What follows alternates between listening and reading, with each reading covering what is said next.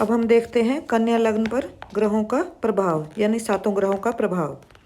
सबसे पहले सूर्य। सूर्य कन्या लग्न में 12वें भाव का स्वामी बनता है। बलवान सूर्य अच्छा फल देगा। धन, राज्य, प्रताप, स्वास्थ्य आदि के शुभ फलों की प्राप्ति सूर्य की दशा महादशा में होगी। और सूर्य निर्बल होगा, उस पर शुभ दृष्टि, शुभ युति का अभाव होगा तो उसके अच्छे फल नहीं मिलेंगे। आँखों के रोग, अचानक खर्च, राज्य से हानि और दंड जैसे फल मिलेंगे। उसके बाद है चंद्रमा। चंद्रमा यहाँ 11वें भाव का स्वामी बनता है। शुभ प्रभाव में आया तो चंद्रमा अच्छा धन, माँ की आयु आदि में शुभ फल देगा। और यदि चंद्रमा निर्बल हुआ, अशुभ हुआ, सूर्य के निकट हुआ तो माँ को कष्ट, माँ की अल्पायु, स्वास्थ्य खराब, अपना भी धन हानि, रोजगार से अलगाव आदि अशुभ फल देगा। मंगल। मंगल यहाँ पे 3रे और 8वें भाव का स्वामी होता है। 3रा भाव अनिष्ट भाव है, त्रिक है, और 8वां भाव भी बुराई ही है। तो मंगल यहाँ पे पाप फलप्रद होगा। और अपनी दशा में मंगल कन्या लग्न वालों को निर्धनता, कष्ट, कानों के रोग आदि देगा। यदि जन्म कुंडली में मंगल निर्बल होगा तो धनदायक होगा, और परंतु आयु कम होगी। और यदि मंगल बलवान हुआ तो आयु अधिक और धन कम होगा। कमजोर मंगल धन के लिए शुभ और स्वास्थ्य के लिए हानिकारक है। मंगल को 10वें भाव में दिग्बल की प्राप्ति होती है, परंतु कन्या लग्न में 10वें भाव में बैठे मंगल पर यह नियम लागू नहीं होता, क्योंकि मंगल अपनी वृश्चिक राशि से अष्टम और मेष राशि से 3रा पढ़ने के कारण अनिष्ट फलदायक सिद्ध होगा।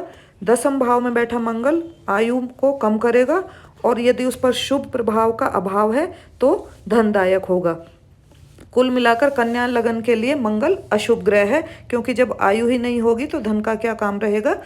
आयु बिना धन के किसी भी काम की नहीं होती। इसके बाद अगला ग्रह है बुध।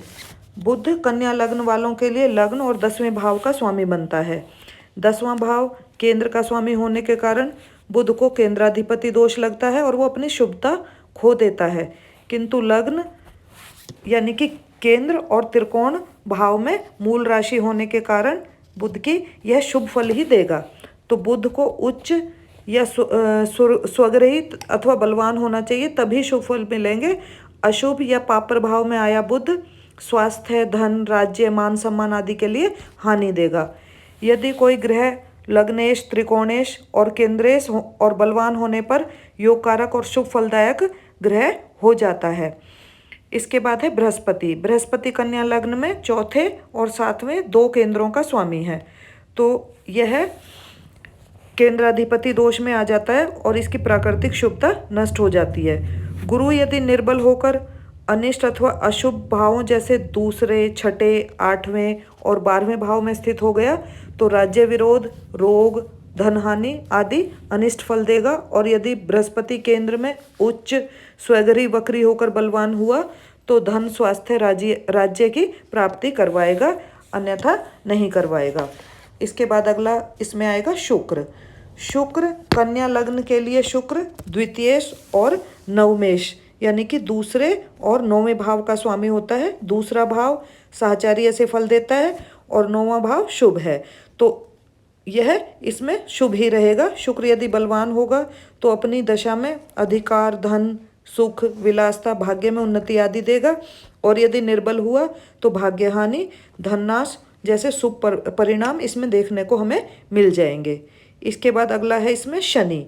शनि ग्रह कन्या लग्न के लिए 5वें और 6ठे भाव का स्वामी बनता है। 5वां भाव त्रिकोण होकर शुभ है और 6ठा भाव अशुभ है, पापी है। तो शनि की मूल त्रिकोण राशि कुंभ, मूल त्रिकोण राशि कुंभ हमारी 6ठे भाव में आती है, तो कुल मिलाकर शनि के साधारण शुभ फल मिलेंगे, ये पूर्णतया शुभ नहीं होगा। तो शनि को कन्या लग्न के लिए हम पूर्णतः शुभ नहीं कह सकते। तो इस प्रकार के फल हमें कन्या लग्न में ग्रहों के मिलेंगे। धन्यवाद।